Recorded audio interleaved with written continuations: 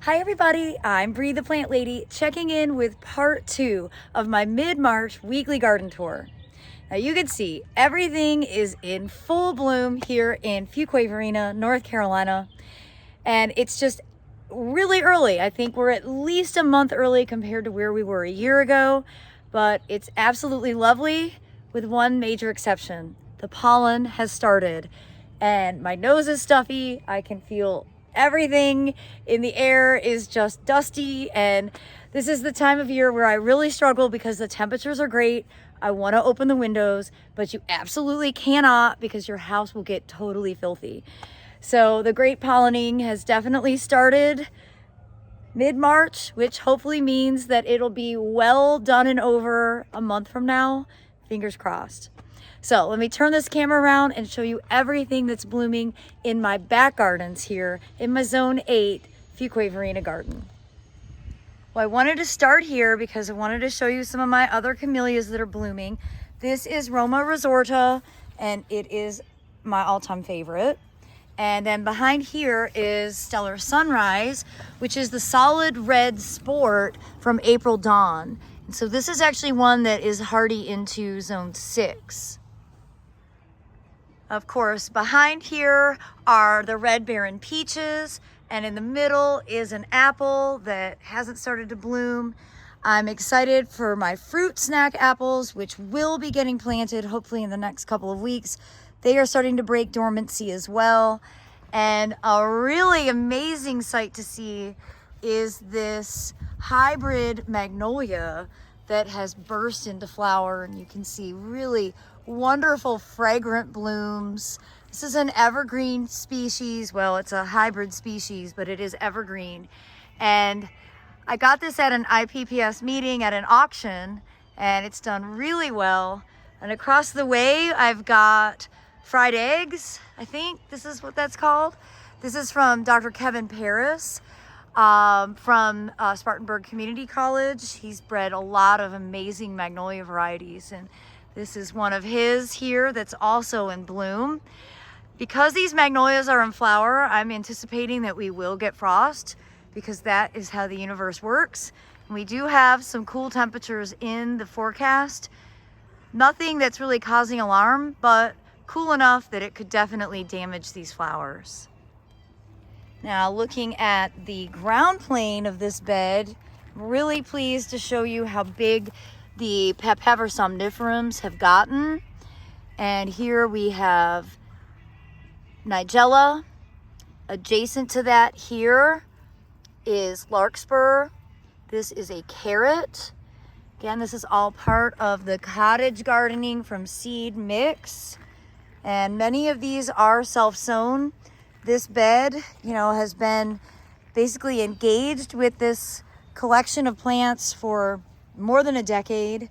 And, it really is pretty self-sustaining at this point with, a lot of Nigella, a lot of larkspur, bachelor buttons mixed in. And it's really going to be spectacular. You can actually see there are larkspur that are already really initiating, they're growing stems, they're already having flower buds. So just like the front garden, everything is about a month ahead. I wouldn't mind if we got some cooler temperatures and everything just sort of stayed as they are right now to make sure that this is in bloom when we have our spring open garden. Well, the Arnold Promise Witch Hazel is flowering so well. It smells so great. It's like lemon pledge. I love bringing this inside the house. And underneath it, you can see the Coralopsis is also still blooming, but everything is growing really fast, and like the displays just aren't gonna last as long as they often do because we've been so warm. So it's important to get outside and enjoy your garden in the moment because it's definitely an ephemeral experience.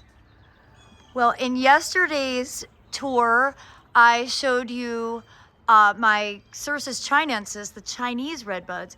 Here is my only existing Cercis canadensis, the native redbud. And I'm noticing I have a lot of dead branches. So you can see the branches that have flowers are alive, but then I've got whole branches that will need to be pruned off because they are dead.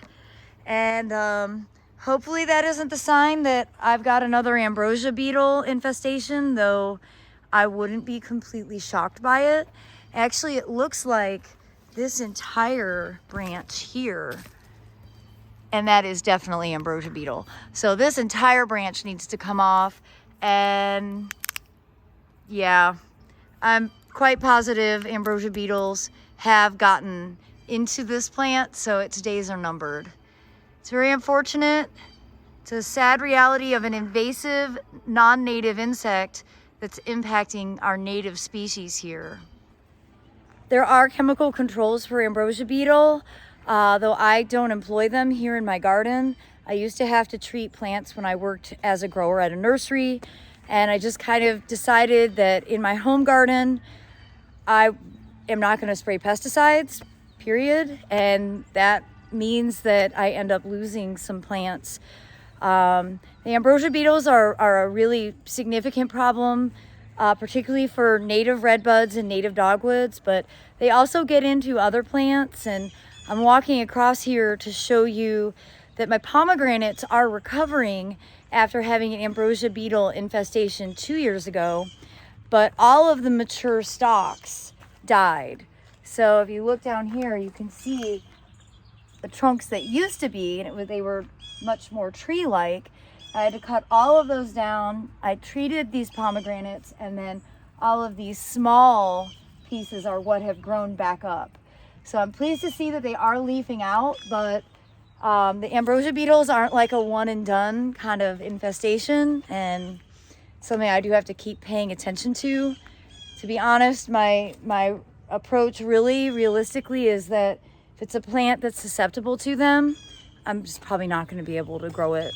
However, these have been in the ground 13 years and I'm not ambitious enough to dig them out.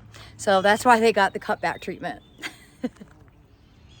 Well, the potatoes that Aiden and I planted a few weeks ago are growing really fast, and I'll make a video showing this, but basically the process is I will fill the pots up with more compost. Remember, the tubers actually grow along the stems of the potatoes, so you want to start with a small amount of soil and then keep adding to it, and that's how you'll really increase your harvest. But everything here is doing really well, and of course you can see that the figs are breaking dormancy just in time for us to have a frost, because that's pretty much what figs do for me. And the arugula is just so magical. Even if you don't eat arugula, I think it's worth growing to get this kind of flower display. The pollinators love it. As I say that, here's a bee busy at work. And I've done no effort whatsoever to create this. I sowed this seed 10 years ago, and it has been self-sowing and perpetuating this display ever since. Coming along here, you can see all the blueberries are in bloom, which is great. This is my favorite variety, powder blue, but we've got blueberries kind of scattered all over the property. And I'm so thrilled to see the sassafras, which are self-sown, probably deposited by birds. These are also flowering. They are just such a lovely native tree, relatively short-lived here, probably because of drainage issues. But you see you've got, there and here, kind of scattered all throughout this corner. I didn't plant any of these, but I'm leaving them be because they really don't tend to live more than a couple of years. They kind of grow in mass. I'm not exactly sure if they're all seedlings or if they're suckers, but I really do appreciate having them in the garden. I do wish they would be longer lived because I love sassafras trees, but I'll take what I can get. And you can see this big border of Phlox paniculata has grown a lot. It's really good that I got this weeded and mulched when I did. I do see some weeds in here. I'm going to try and get those. And I need to do a better job watering. You can see the Grains, these are, I believe, oats, are all sort of collapsing. That's because they're dry. But look at all the poppies that are growing in this feed tank behind it. And the Raphiolepis is about to flower. This is my first year growing it. This is from the Proven Winners plant line. So I'm excited to evaluate how it performs here in this container. Well, and you can see this bed is so funny. I think I did 2 different mixes of spicy mixed greens, and one side had arugula and the other side didn't. And that is driving me crazy, but I'm trying not to focus my attention on it. Everything in these cottage borders is doing exactly what it's supposed to do. It looks a little chaotic at this moment, but as more stuff starts to flower, it really does start to make a lot more sense. I love this view through the arugula. I just cannot stand that there's no arugula on that other side. So I won't focus here.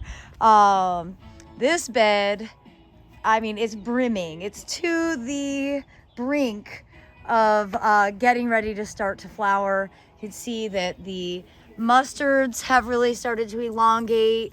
I love the combination with the kale mixed in. And of course, there's tons of poppies. These are predominantly the breadseed poppy, Papaver somniferum. We've got bachelor button here. We've got crimson clover here, appropriate for St. Patrick's Day.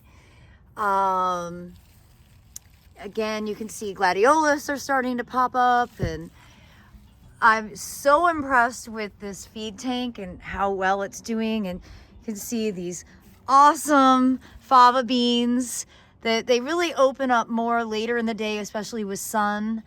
I just love their little black polka dot on them. And these are the most robust fava beans that I've grown. I need to look back for an exact date on when I planted these, but I think it might have been early November. And I did them in the feed tank there, but also over here in this bed. And these are equally massive and impressive. I did cover them when we were really cold back in January, and I'm glad I took that effort because I would have hated to have lost this incredible show. Again, these are fava beans, and I am completely obsessed with them.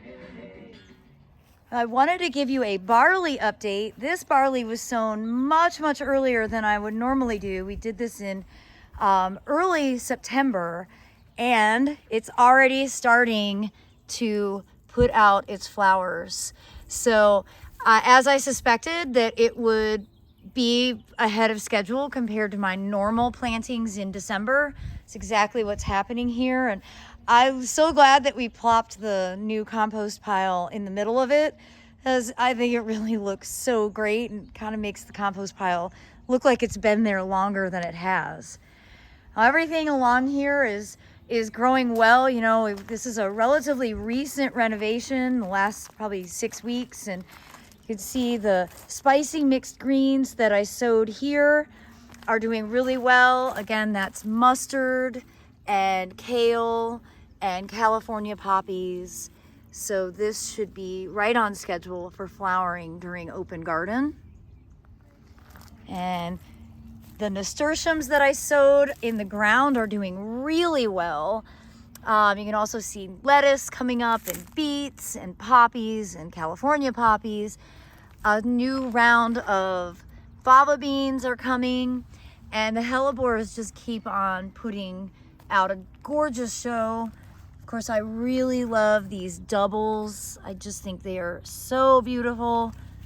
And I continue to make floating flower arrangements using them. This is definitely a favorite. You can see how large the flowers get with some age. And I love this one with the purple edge on the blooms. And coming along this side of the fence, the daikon radish are really the ones putting on a show right now. You can see the blooms. They're so charming. And well, this border is just gonna keep getting better and better when the poppies start to bloom. I've got a lot of weeds in here. I'm not worrying about it anymore. I'm just kind of like, oh well, get over it, Bree. You can see the lamiums in full flower. We've got lots of vetch. But then we have lots of good stuff, like this Ammi, and there's actually, this isn't Ammi, this is cilantro that's already starting to bolt. And I'm just gonna kind of get over it and enjoy it for what it is. And of course, I am absolutely in love with these red barren peaches that are flowering right now. Very unlikely that we'll get fruit, but hope springs eternal in the garden. Well, everybody, look who's here. The Savios are here. Hello. We're doing Christmas on St. Patrick's Day because we haven't seen you in forever. Double holiday. And I promise I will be over to their garden to give you updated tours. I know people are like rabid about your clematis, your peonies. They're all coming up. Everything's waking happening. up nicely. So I promise everybody I will be getting over to the Savios garden to make some awesome garden tours because I know that everybody loves to see your collection. Also, everybody just give him a hard time about not having his own YouTube channel. We talked about it again. It's coming. It's coming. It's a slow process. Well, everybody, I hope you enjoyed today's garden tour, and I look forward to sharing more updates. See you soon. Thanks for watching. Bye.